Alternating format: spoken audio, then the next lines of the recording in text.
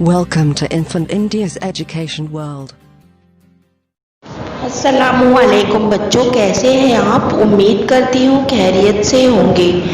आज हम पढ़ेंगे इंग्लिश और हमारा लेसन का नाम है 4.11 रीडिंग टाइम।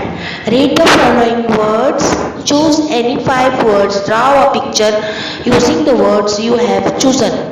अब बेटा यहाँ पर कुछ नाम लिखे गए हैं। Sun, tree, drum, bus, mat, bird, dog, ball, egg, umbrella, cat, boy, nest, bat, squirrel. अब इन तमाम वर्ड्स के आपको ये नीचे दिए हुए कॉलम में पिक्चर बनानी है।